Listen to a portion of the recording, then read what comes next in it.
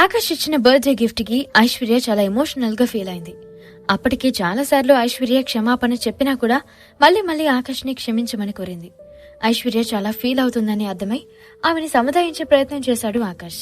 తన జీవితానికి ఐశ్వర్య ఎంత ముఖ్యమో, ఎడారి లాంటి జీవితాన్ని ఐశ్వర్య ఎంత అందంగా మార్చిందో అనేది ఆమెకి వివరించి చెప్పాడు. అలా ఇద్దరూ మాట్లాడుకుంటూ ఒకరి చేతిలో ఒకరు చేయి వేసి నడుచుకుంటూ ఆ ఇల్లంతా తిరిగి చూస్తున్నారు. ఆ ఇంట్లోకి చాలా మంది పనివాళ్లు, సెక్యూరిటీ వాళ్ళు వస్తున్నారు పోతున్నారు గాని ఆకాష్ కళ్ళు మాత్రం కేవలం ఐశ్వర్య మీదే ఉన్నాయి. ఆమెని తప్ప ఇంకేమీ చూడట్లేదు.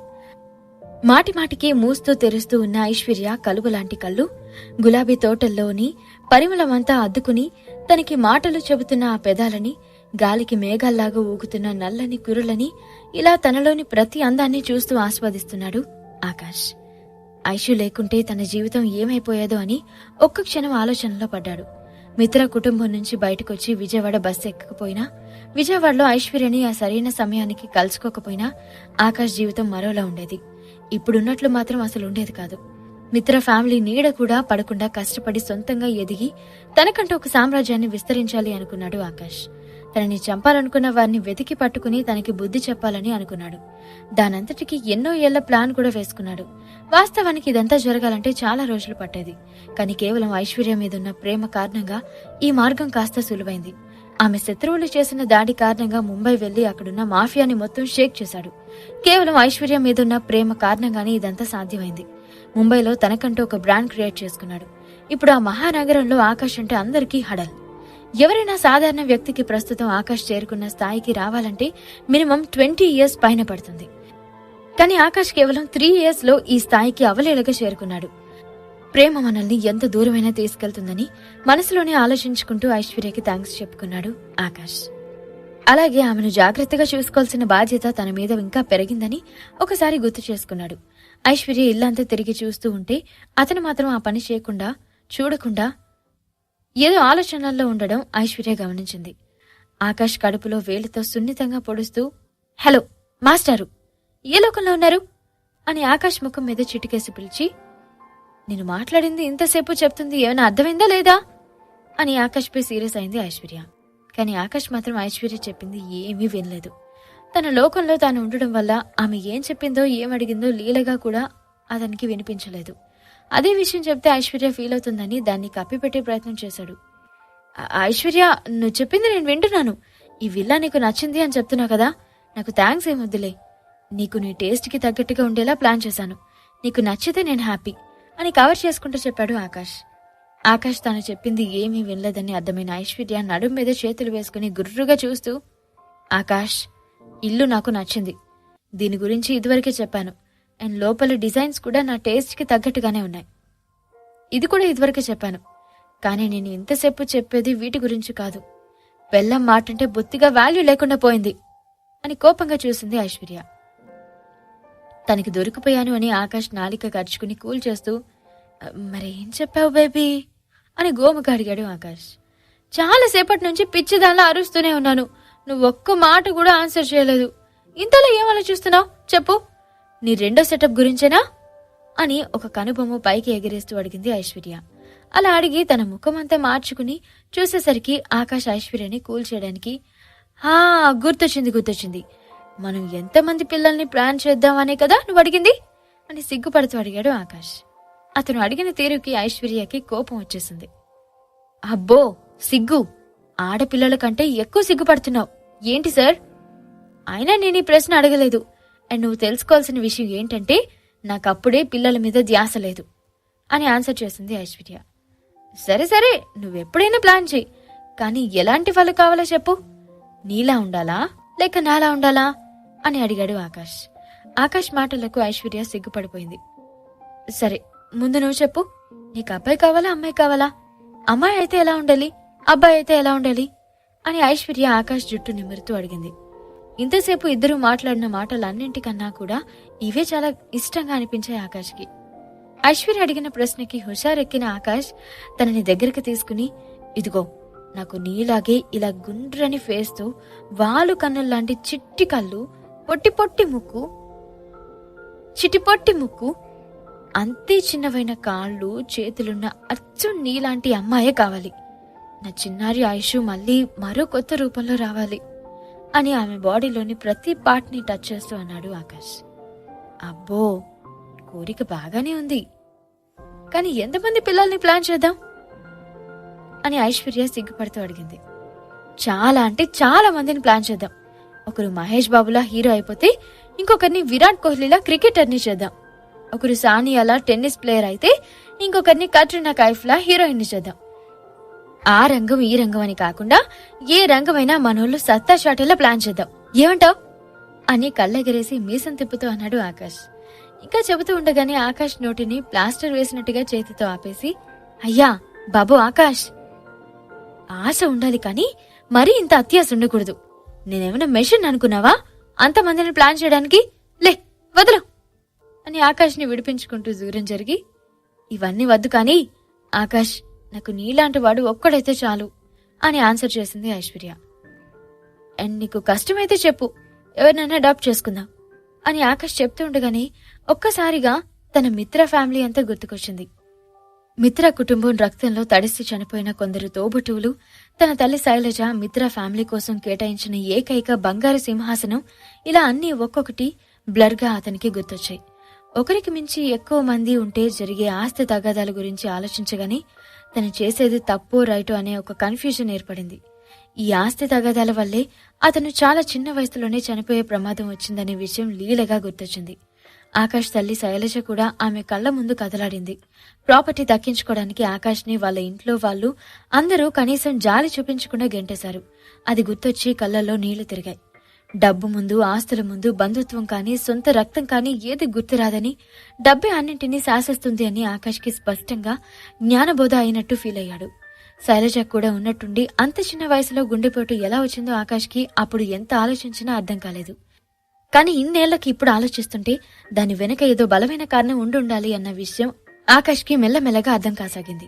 శైలజ చనిపోయేటప్పుడు కూడా ఏదో చెప్పాలనుకున్న విషయం గుర్తొచ్చింది. శైలజ ఫ్రెండ్స్ ని అడిగితే దీని వెనుకున్న రహస్యం ఏదో తెలుసుకునే అవకాశం ఉంది అని ఇంకా డీప్ గా ఆలోచిస్తుండగానే ఆకాష్ ని కదిపింది ఐశ్వర్య. మళ్ళీ ఏదో లోకంలోకి పోయావా? ఈ మధ్య ఏంటి ఆకాష్, నువ్విలా అన్యమనస్కంగా ఉంటున్నావు?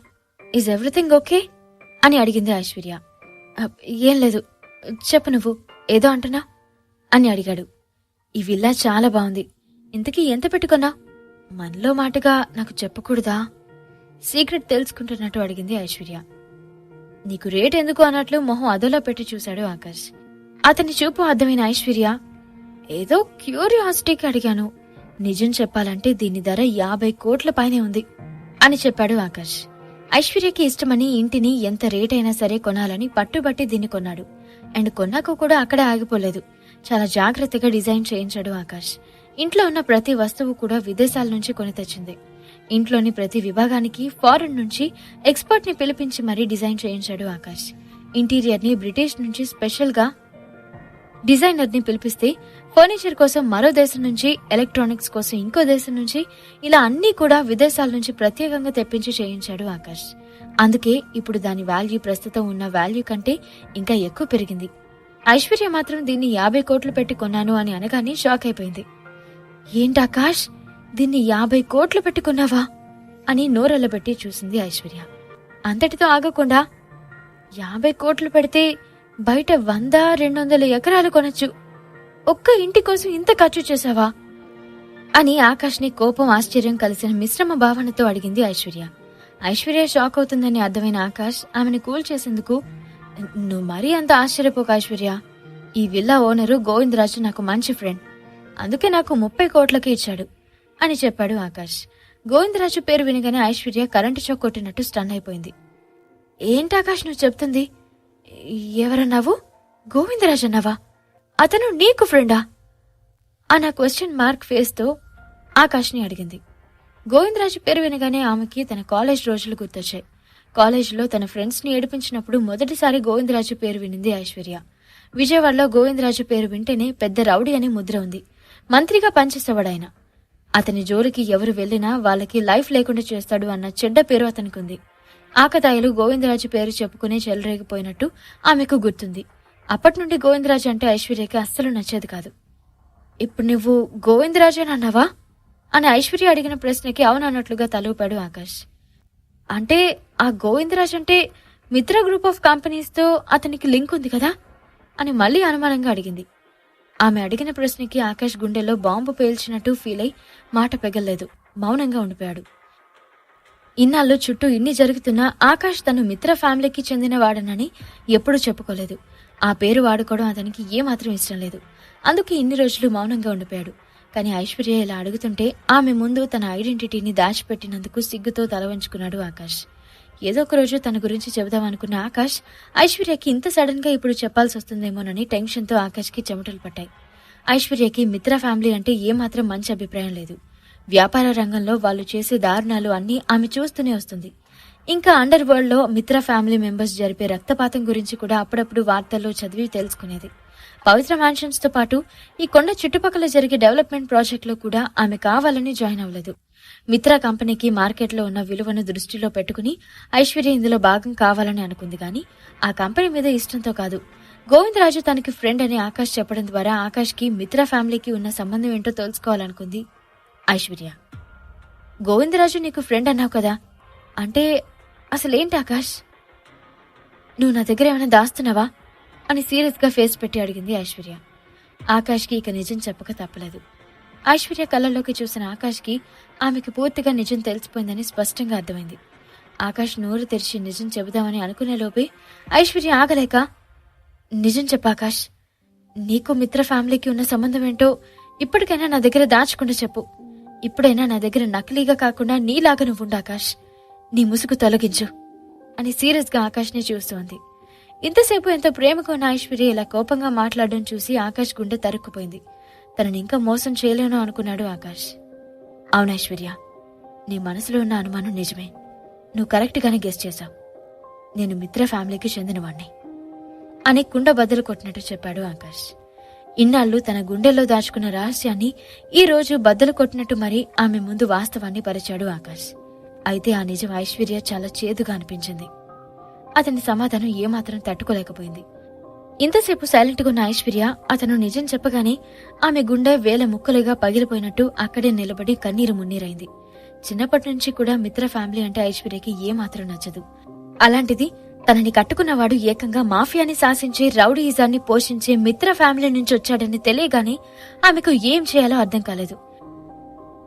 జీవితం అంధకారంగా మారిపోయినట్టుగా ఏదో చీకటి అడవిలో తప్పిపోయినట్టు ఆమె మనసు విలువెల్లాడింది. పవిత్ర మ్యాన్షన్స్ చుట్టుపక్కల మిత్ర చేపట్టిన డెవలప్మెంట్ ప్రాజెక్ట్ కూడా తనకంత ఈజీగా తనకెందుకు వచ్చిందో ఇప్పుడు ఐశ్వర్యకి క్లియర్ గా అర్థమైంది. ఆకాష్ ఆమెకి తన వివరణ ఇచ్చే ప్రయత్నం చేశాడు. ఐశ్వర్య తనని క్షమించదని అర్థమైపోయింది. ఆకాష్ ఏదో చెప్పబోతూ ఉండగాని, ప్లీజ్ ఆకాష్, నాకేం చెప్పకు, నన్ను కాసేపు ఒంటరిగా వదిలివెళ్ళు అని చెప్పింది. ఐశ్వర్య అంత జాలి లేకుండా అనడం విన్నాక ఆమె దారుణంగా ఫీల్ అయింది అని ఆకాష్కి అర్థమైంది. ఏం చేయాలో తెలియనట్లుగా శిలలాగా అలాగే నిలబడిపోయాడు ఆకాష్. ఈ ప్రశ్నలకు సమాధానాలు తెలుసుకోవాలంటే నెక్స్ట్ ఎపిసోడ్ వినాల్సిందే. క్రింద ఇచ్చిన లింక్ ని క్లిక్ చేసి పాకెట్ ఎఫ్ఎం యాప్ ని ఇన్స్టాల్ చేసుకోండి. Stay tune to pocket FM.